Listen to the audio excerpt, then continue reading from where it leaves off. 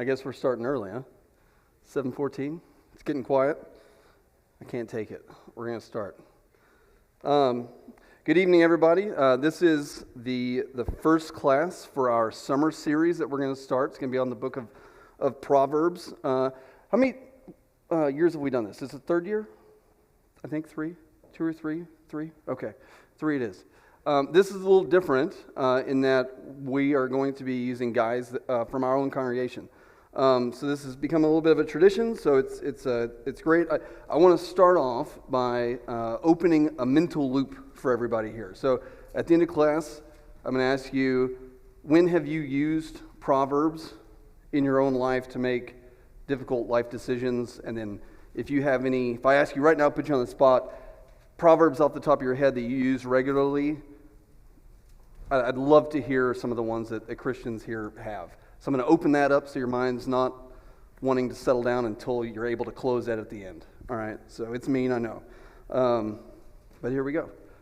All right, so this is going to be just to familiarize yourself with the introduction and this summer series. So Kevin Carlisle was the one that was supposed to start this off, but he can't make it. So in the words of former Secretary of Defense Donald Rumsfeld, you go to war with the army you have, not with the army you want. And so you got the B team tonight. He can't be with us, so the show must go on, okay? But if you look on here, unless I miscounted, there's 13 different men. And so one of the big goals that we have, and elders, please correct me if I am wrong in this, but it's teacher development, adult teacher development. First off, so the summer series is just a set of messages that we have, usually pertaining with one topic or a topic that we have that from different perspectives. So you'll have a different person each Wednesday, Lord willing, to give a different subject out of the book of Proverbs. And again, teacher development. That's a huge thing that we're trying to accomplish. So a couple of different things before we get into the introduction to the actual book of Proverbs. I can't take it, Stephen. You're smiling at me. I'm like, am I saying something? Okay, all right, good. When I say what the goals are, I'm like, I didn't ask y'all, so I'm just assuming. So, okay. Couple of things. So first off, that list that we just went over of the different subjects and men, if you'll notice on there, many of those guys, unless I'm wrong, this might be their very first time teaching adult classes. Now, with that said, teaching adults, if you haven't done it, is terrifying when you're first starting off, okay? It's not like teaching kids. Kids themselves can be terrifying, but in a different way. Adults, I'm just speaking from my perspective here. You're coming in to an audience that, for the most part, probably knows way more than you do, and you're expected to put this effort in and to teach, and you're terrified you're going to say something wrong. So just, one, let's be really supportive, and let's understand that it is truly amazing for us to be able to have 13 separate men that can step in. I thought it was super encouraging last year and the year before when we had preachers within driving distance, that many. Like the access that we have in this day and age where we live, that's a huge blessing that we have. But even more so, that we have a congregation that can field this itself is truly a blessing. So our own thoughts as participants in this, because I'm going to be participating outside of this, is please comment. If the worst thing that can happen as a teacher, well, there's a lot of worse things, but you ask a question and no one says anything, and you're just like, please answer. Like, I don't have enough material, and you're like, oh no. So please, feel free to comment. Keep them concise if you can, unless it's absolutely needed. And then also give feedback to the guy that's giving instructions. One of the greatest honors and just super motivating things you can do to someone that has just either preached a lesson or given a talk is to come up and engage them about what they taught about, because they put a ton of effort into it, and that just shows that, hey, you got something out of it. So that's a huge blessing to that person. And discuss the material. One other thing too, and it's be very gentle with any type of criticisms. Well, don't hold back things, but let's be constructive. I'll tell you a quick story about mine. And again, I just want to, for the guys that have never done this before, it can be scary. I've had the opportunity to give lessons or preach or do whatever it is at a couple of different congregations for adults.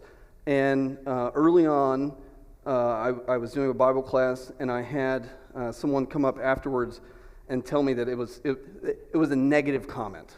And real early on, that it kind of set me back.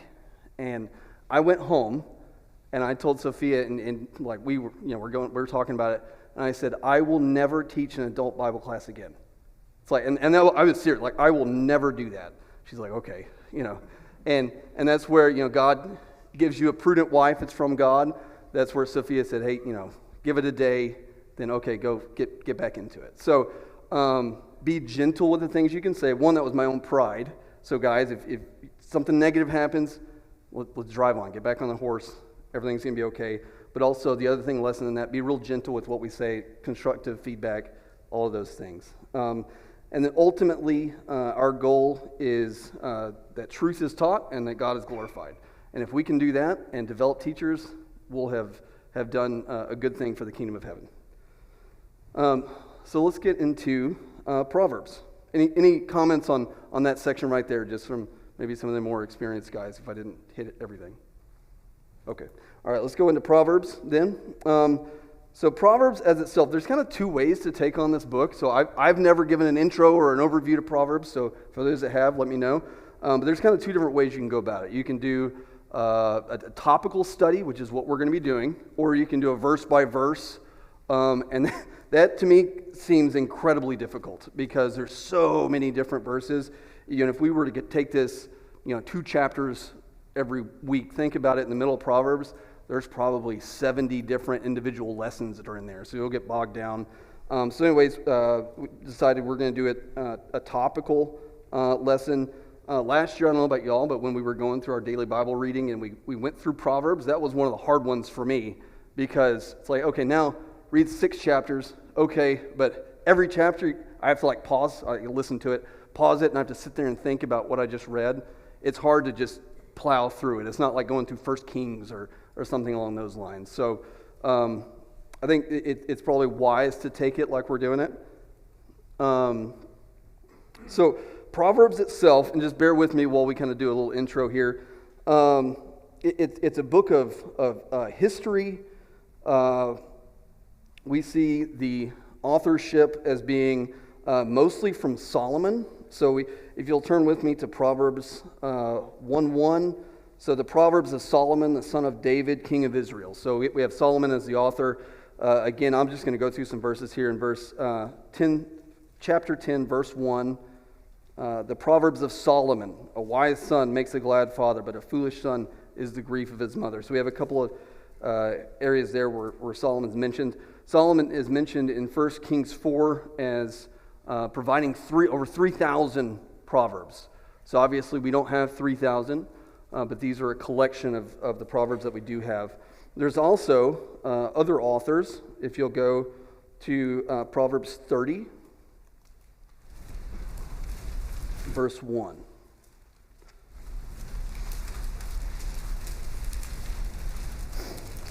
Proverbs 30, verse 1, the words of Agur, the son of Jacob, his utterance, the man declared to Ithiel and Ukal. So who is this individual? To my knowledge, this is the only place that it's occurred, but it's still considered part of the canon. Also, again, if you'll go one chapter over into chapter 31, and this one's a very well-known proverb. The words of King Lemuel, the utterance which his mother taught him. So we have another king as well outside of Solomon. And then also, too, let me know what you think about this one. Proverbs 22 and 20. So 22, verse 17, if you'll flip back there. Proverbs 22, verse 17. Incline your ear and hear the words of the wise, and apply your heart to my knowledge. And so I'll submit to you, and feel free to disagree, or we can have a conversation about that there are other words of the wise that maybe Solomon himself didn't come up with these proverbs, but they're kind of well-known proverbs in the day and time, and he's identifying, hey, these are words of the wise, I'm putting those in here. So we have that there. We also have it, if you'll go to the right, one page in my Bible, chapter 24, verse 23. These things also belong to the wise. So, anyways, that's kind of a theory out there. Any thoughts on that y'all have heard, thought about in regards to authorship of Proverbs? Okay, I didn't anticipate, but okay.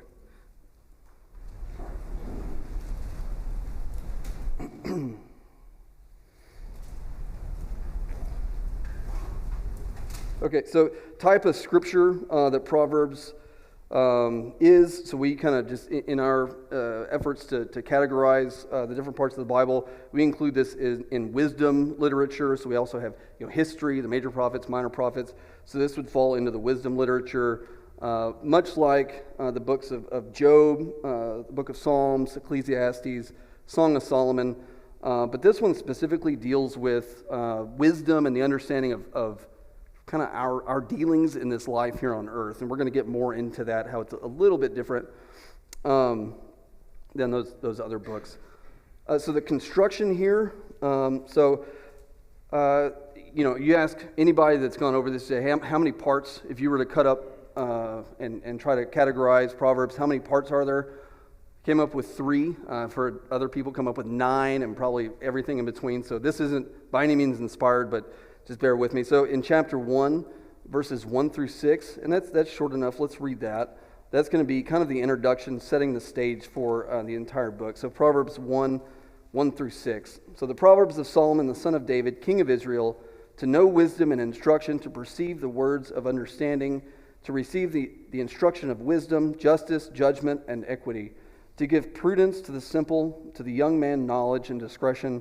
The wise man will hear and increase learning, and a man of understanding will attain wise counsel. To understand a proverb and an enigma, the words of the wise and their riddles.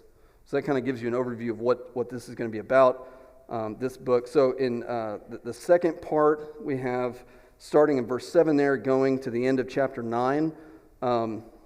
I found this, can y'all see that very well? Yeah, okay. Hortatory, the hortatory discourses. So, does anyone in here, can they define the word hortatory? Because I saw that and I was like, I have no idea what that means. Okay, but I put it up there because the definition was amazing, okay? So, hortatory, trying to strongly encourage or persuade someone to do something. Hortatory, you're going to use it tomorrow, I guarantee it. All right, so the hortatory language of, you think about it as a father instructing his son. That's what we see through chapter 9. So you look at chapter 2, what does it start off with? My son, if you receive my words and treasure my commands. Chapter 4, verse 20, my son, give attention to my words. I'll put a scary thought out there. My oldest son, Noah, is going to get his learner's permit, God willing, in the next 6 months. It's terrifying, okay? So now, when we're driving, I'm picking out things that I'm trying to instruct him on, like, hey, you're going through a light, make sure you look over here, you do this. I'm like, my son, pay attention. If you're going to miss an exit, just keep going, turn around, don't try to cut across traffic, all these things. I'm begging, not begging, but I'm imploring him to pay attention to what I'm telling him. That's what hortatory. You're going to get it. All right. And then part 3, and this is one where you could probably divide a lot of this up into other sections, but it's just miscellaneous Proverbs from chapter 10 through the rest of the book. So that's kind of how it's divvied up. Any questions, comments so far? I know I'm going pretty quick because I want to get to the other parts. Cool. All right, so so characteristics, and this is where we're going to kind of get into more of slowing down and discussing some. So it's similar kind of to the book of Psalms. You can pull individual chapters out. It's not like you're going to read the book of James in the New Testament and it's a letter that flows. These are individual works for the most part in each chapter. And I put a list of 4 sometimeses on here because each one's different, and within the different ones are different. You can have individual verses that will complete the entire thought. You can have a line that will echo another line. And then you can have a line that will compare and contrast a thought. An interesting one, Proverbs 11:22. Proverbs 11:22. As a ring of gold in a swine's snout, so is a lovely woman who lacks discretion. That's exactly, nailed it. That's exactly we all understand what that's saying, right? But it's a compare and contrast. And then there's entire sections of Proverbs that you need to understand it, like a paragraph. Let's go to Proverbs 24, 30 through 34.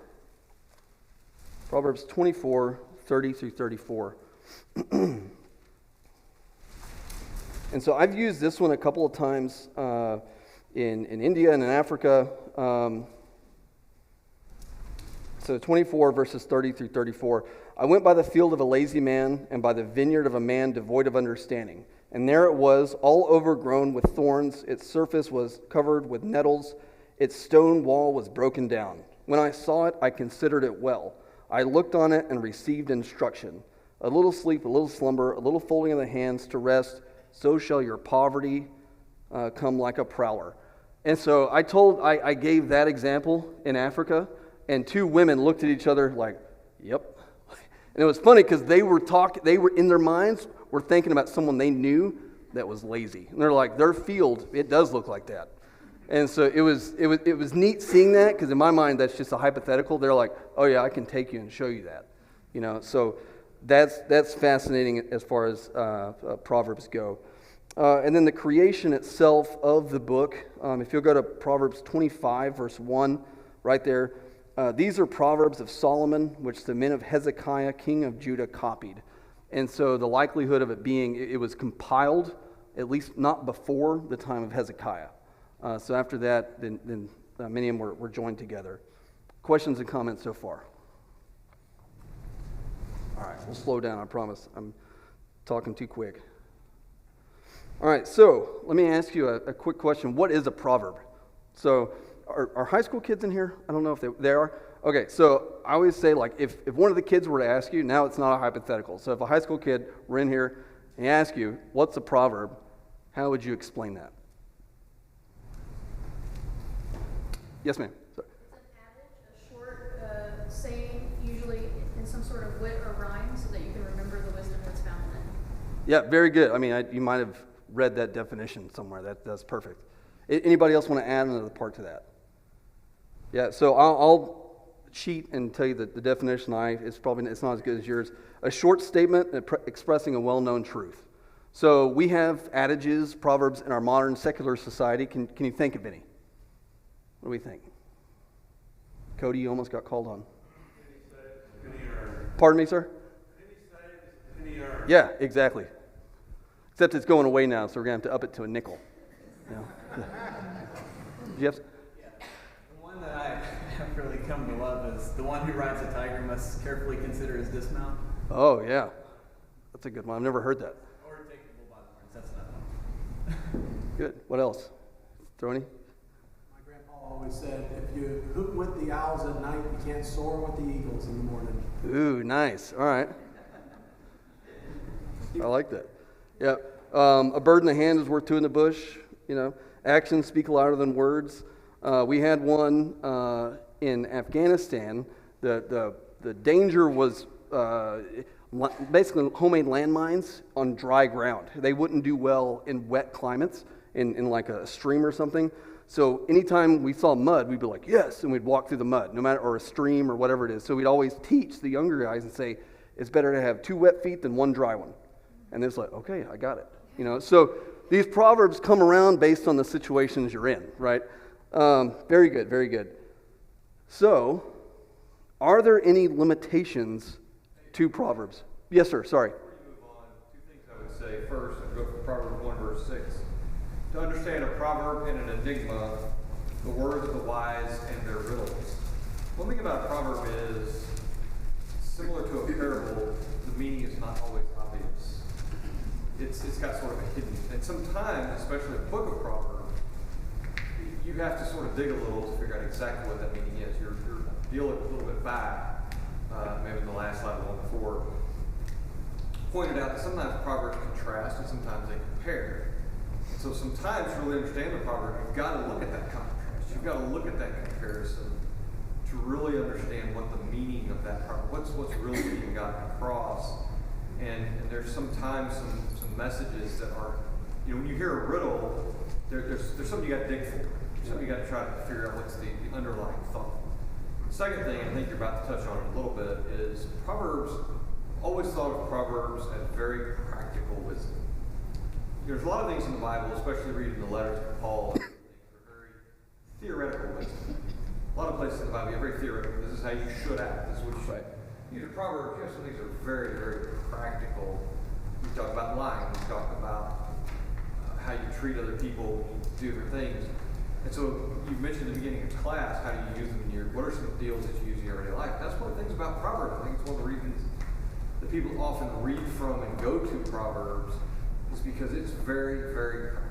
Even though it's however many thousands of years old, the knowledge that is there is very practical for every day.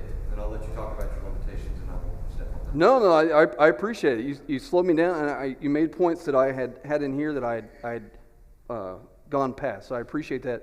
And I'll add on, and let me know if you agree with this. Proverbs, many times, they're simple but not easy, just like a lot of things in life.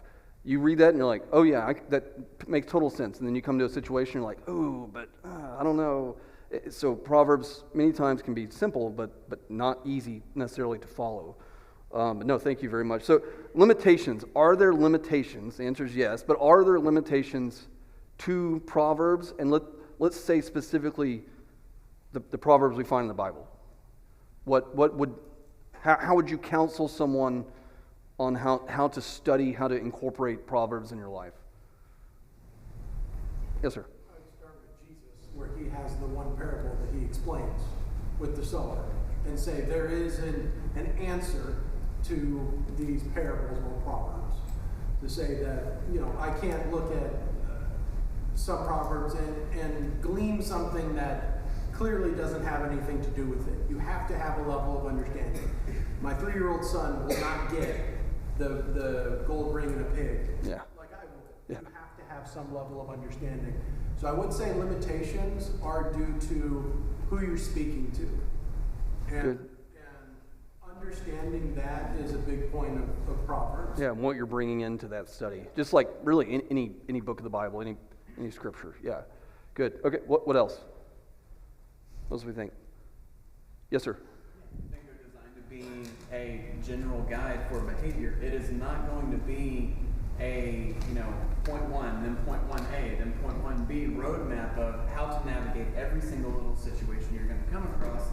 And on that note, it doesn't really describe anything about, it is pragmatic almost to a fault in the sense that I'm not going to go to Proverbs to suddenly learn about the nature of the Trinity. I'm not going to go to Proverbs to learn about, the what the Watchers are doing with Daniel. I'm not going to do that because that's not the purpose of them. Yeah. The purpose of those is to be something I can quickly take away, chew on throughout the day, and then as something may come in the day, I've got a prudent course of action. Yeah, so prudent, generality, those, yes, sir. They don't always work out like it says. There are exceptions, like a soft answer turns away wrath. Well, people have free will, so that doesn't. Sometimes, yeah, right. Generally, more often than not, yeah.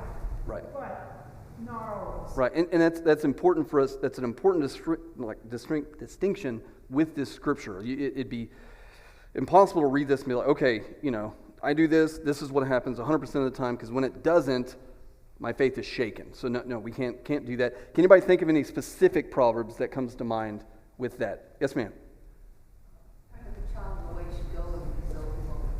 That's exactly that was the first one that came to my mind. That was my example I was going to use. Absolutely. So train up a child. When he's old, he won't depart from the faith. We've seen many times, unfortunately, that you have a godly mother and father doing everything right, and what happens? The child takes another route as they get older. It's not, most of the time that shouldn't happen, but sometimes it does because there is free will. But does that mean that I should look at this and say, oh, I'm not going to follow that? Well, no. This is most of the time what should work. So, any other thoughts on that? So, because this is a key point. Yes, sir. I think a corollary to that, a relationship to that is we need to be careful how we use that against people. Because the one, and Matthew beat me to the one that I was going to use, and then that was the other one that I obviously had in mind. But the problem is, many times people go to that and they want to beat other people up about it. Well, if your kid went off the rails, you must have been a bad parent. That's the only answer it could possibly be. You didn't do everything. Now, having 5 children who are not serving the Lord, I'm going to say clearly there was obviously something wrong with the parenting that we did that all 5 went off the rails. So, but when you have someone and one goes off, to just go to the parent, well, you must have done something wrong with that child. It's just unfair to that parent to say it has to be all your fault. Right. Things that work in this world, other influences are at work in this world, and we teach all the time we're free moral agents. Right.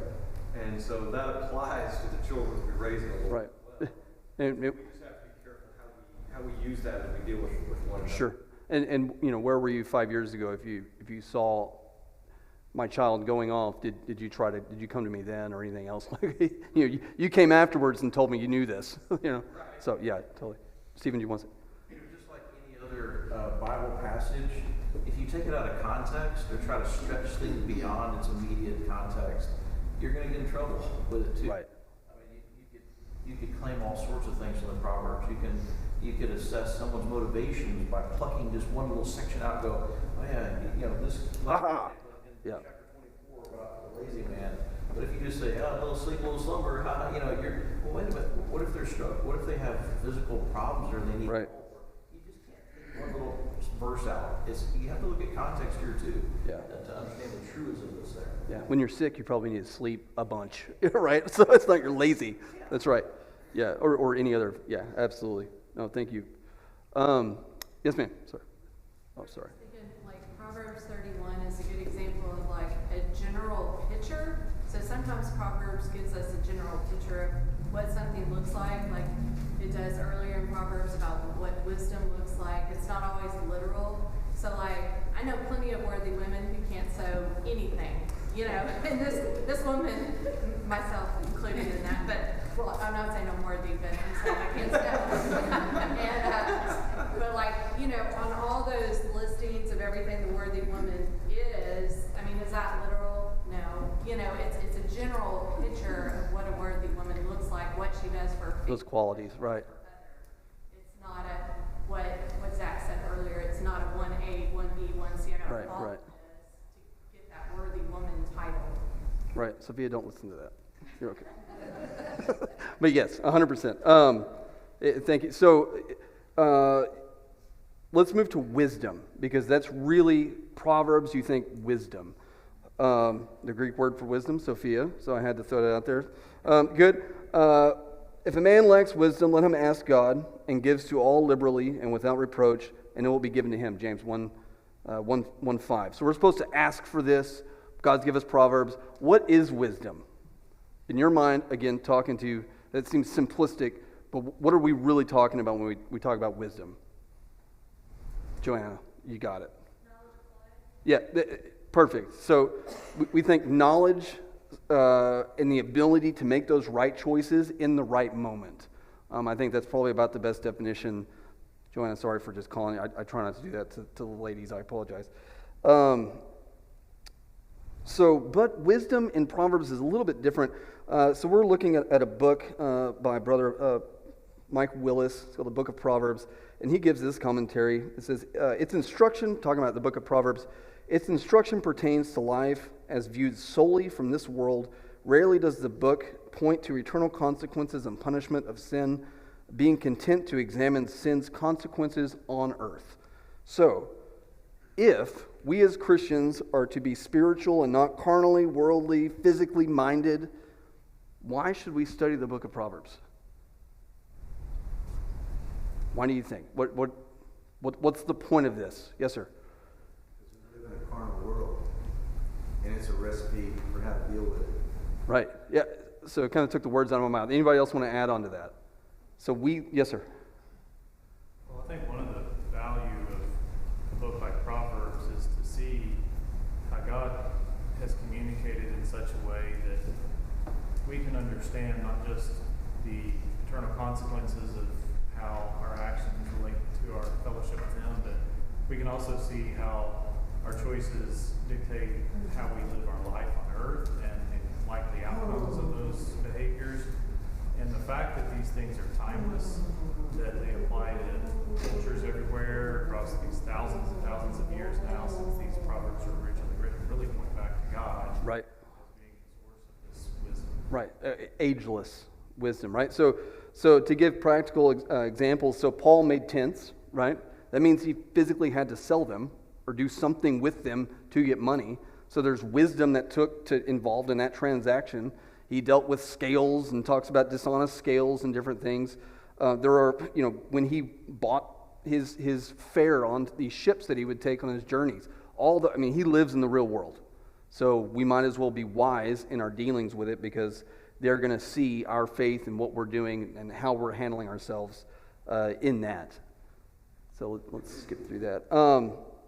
So in what way do earthly benefits come to Christians who live life righteously and with wisdom? So if I'm living my life in a general accordance with the lessons taught in Proverbs, what physical blessings will I encounter on earth? If you were mentoring your child, what would you say? And they're like, why should I read this? Yes, sir. Are you talking mental or physical? Take it however you want. Physical, nothing, because nothing in life is guaranteed, but it will give you peace. Peace. Okay. Yeah. I'll disagree on physical a little bit, but I know where you're going with it, and I agree with you. But I'm going to... Joe? Yeah, okay. All right. But yeah. Okay. I would say from a relational standpoint, you are going to have a lot of peace with the people around you. Yeah. Because if you are careful with how you speak to other people, it is easier to maintain friendships. It's easier to keep tensions down.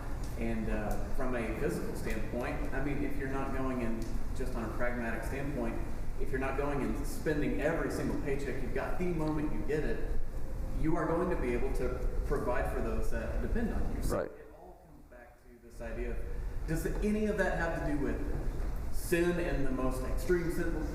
No, but it certainly makes it easier to live peaceably and do the work that we're here to do. That's a great point. Yeah. Absolutely. Yes, sir. It's almost like you have eyes in your mind where you can see what's going to come about after you make, if you make certain choices. You can see ahead a ways in the road. It's almost like a light shining in front of you. Go, hey, because of what I know here, I know if I behave this way, this is how things are likely going to turn out. It may not be 100%, but it gives you a lot more kind of distance in your sight ahead of time. It's funny you mentioned that. So I put on here a couple of my answers. So guys, tips, if for your own answers, make some of your own, or for your questions, make your own answers just in case. So for mine, Proverbs 22 in verse 3, a prudent man foresees evil and hides himself, but the simple pass on and are punished. So many things in life, it's like a mousetrap. You can see it and you're like, no, it's okay, I'm going to go over here. Whereas the simple or the fool will be like, oh, that cheese looks great. Bam. And you see that more like going through life where it's like, how did you make that mistake? Like, what are you doing? We counseled soldiers in the Army. Kids that have just got out of high school, they would go, first thing they would do, it was like a stereotype. They would be in the Army for like 3 months. They would go to the closest sports car dealer, and they would buy some insanely expensive sports car on 30% credit. It's just terrible. And they'd show up and thinking they're hot stuff, and you're like, dude, 80% of your paycheck's going to pay for this. Like, that's not good, So you just see these things happening. Any other comments? Yes, ma'am. Ideally, a Christian is the most ideal employee any boss could have. Yeah. Hardworking, honest, It should be. It should be, and we mostly live in a merit-based society, and so that would lead to promotions, benefits, better jobs, better pay. Absolutely. Yeah. A Christian, all things being equal, should be the model employee. Do you have? Yeah, and just off of that again, while this is largely dealing with pragmatism and being wise instead of foolish, it seems that foolishness and the things that go along with it are accelerants to sin.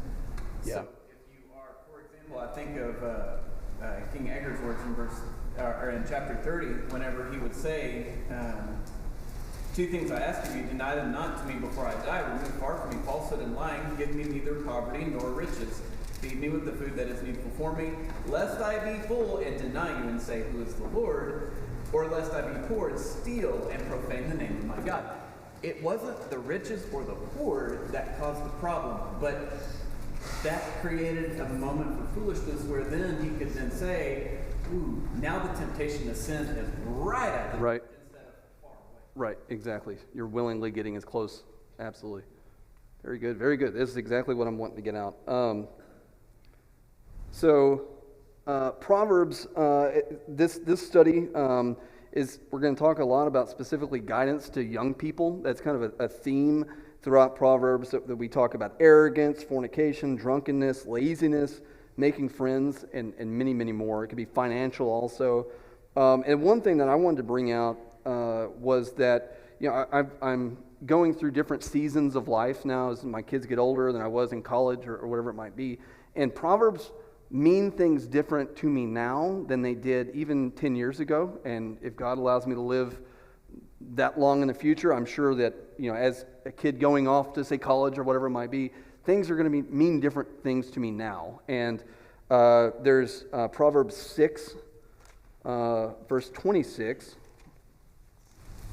Let me know if you agree with me on Proverbs 6, verse 26. For by means of a harlot, a man is reduced to a crust of bread.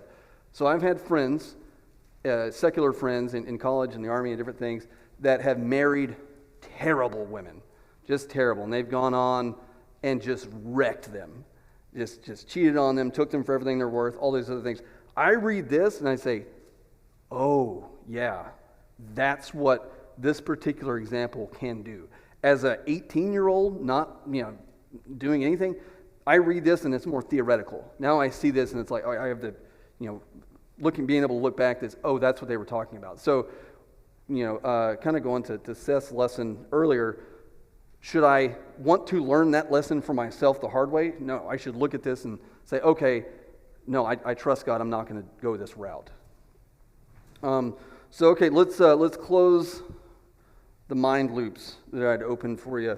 Are there specific proverbs? And I want to sit here. We have about 9 minutes left. We have this slide and the next one, questions-wise.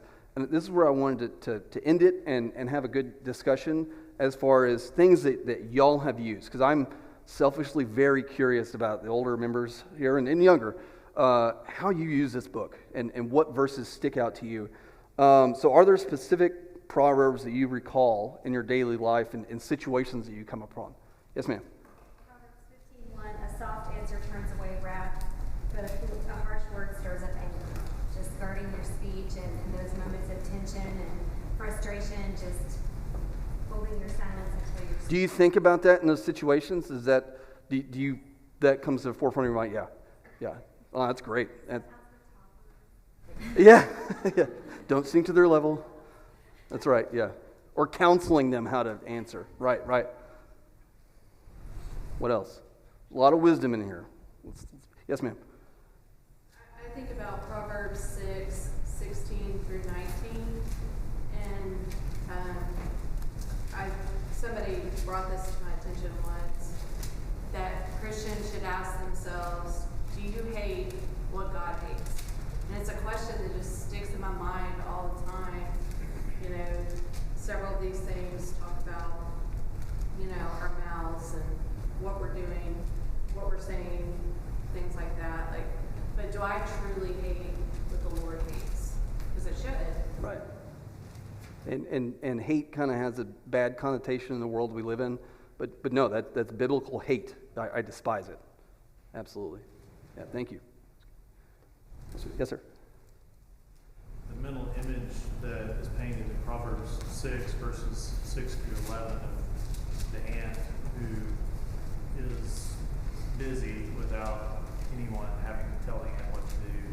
That's something that just always comes to my mind when I think about the value of making good use of time, the value or the foolishness really of wasting opportunities we have because the winter comes. Right, yeah.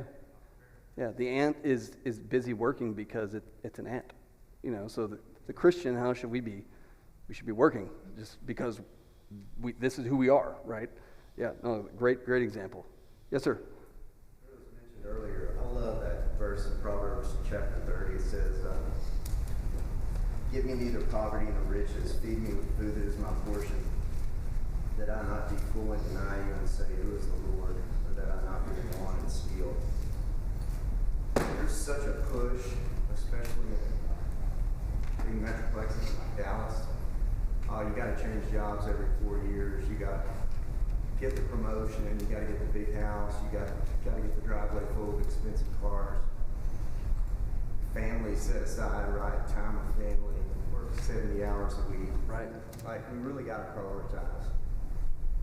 Right, and that's one that you can read that and everybody in here agree with it, but it's like, do you really believe it? And there's always someone that's going to be richer.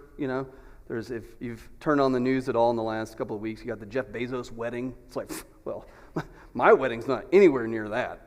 That's what rich is. Like, well, no, that's an extreme example. Like, we can be rich with whatever sports car or anything. But compared to the rest of the world, we're already rich. So yes, sir.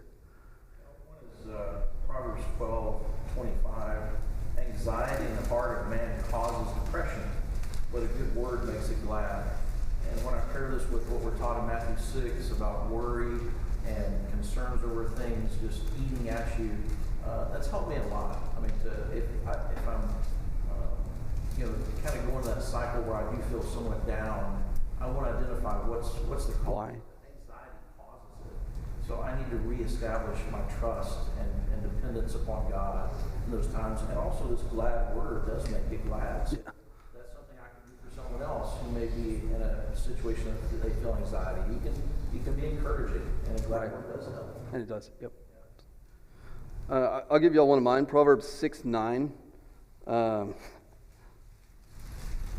Proverbs 6:9. How long will you slumber, O sluggard? Love that. So if you'll know, in my house, the kids aren't waking up, I will sing this. How long will you sleep, O sluggard? I'll go in there and belt it to the kids, and like they're going to know that verse. Okay. So yeah, there's some great ones in there too. So one that always stuck with me too is Proverbs 24:10. If you faint in the day of adversity, your strength is small. It's like sometimes the church will call upon you, and you need to stand in the breach. Sometimes, like God willing, it won't happen, but someday it might. And will you faint in that day? And knowing that if you do, your faith is small. So that's always kind of struck with me too. And then a prudent wife is from the Lord. That's pivotal in my life and all the married folks here. So last question in the remaining time that we have. How and when have you used these lessons from Proverbs in your life? Has there been a situation that you faced where a proverb, as small as it might be, has influenced your decision making? Stephen, you kind of mentioned that a second ago about anxiety and things. Are there others? Yes, sir. I said this in the men's purity class a few years ago, but Proverbs chapters 5, 6, and 7 was a practice I made when I was traveling a lot. I don't travel a lot now, but I go out of town a lot, and I would read those chapters before I would leave, and just to make sure that it was just cemented in my mind that no matter what I was doing on my own, God was aware of it. I had no business to be flirting and doing other things that might be offensive to me and my wife and God. Right, yeah. So it just keeps you honest. You're like, okay, it's in my mind, right here with me. Right. I don't want to forget this just because I'm 1,000 miles away. Right, yeah. I can eat anywhere. Why am I going to go eat at the hotel bar? Like things happen. Yeah. Absolutely. Anybody else? Yes, sir. Chapter 23, 25, or 29 through 35, if you've ever had a family member fight any kind of addiction. Yeah. It's all true. Appreciate you sharing that. I'll share mine to kind of. Do you have some? Better is the poor who walks in his integrity than he who is crooked, though he be rich. Sometimes you're asked at work to do things or lie about things. Absolutely. Right. Even if that means I'm going to lose my job or whatever it might be. Absolutely. And that's hard. So I'll leave you with mine. Proverbs 15:22. Without counsel, plans go awry, but in the multitude of counselors, they are established. And in 24:6, for by wise counsel you will wage your own war, and in a multitude of counselors there is safety. So several years back, and I've talked about this before, so it's not secret or anything, I was going through a really, really hard time with my job. And I kept coming to the conclusion that I should quit. But I didn't. I've never done something like that. And it was stressful to me. And I was like, oh, am I making the wrong decision? Am I financially, are we okay to do this and go through this rough patch? Like there was all these things going through my mind. And I think I was 36, wife, children, mortgage, all these other things, payments. What can I do? And so Stephen, I don't want to embarrass you, but I called Stephen and I said, hey, can I get some of your time? Gave him my situation, rundown, and his words to me was, I don't know why you haven't already quit. And I was like, oh, okay, all right, good. I'm not being foolish, at least, and I'm not saying that I just did it because Stephen counseled me to. There was other people that I talked to, and they came away with the same conclusion. But in the multitude of counselors, you're more likely to make the right decision. And so one of the takeaways from today, all these different things that we're talking about, we have wisdom here. So use each other. Use the Christians that we have to make hard life decisions, not alone. So that's all I have tonight. Hopefully it's going to be a great summer series. Thank you so much for your time.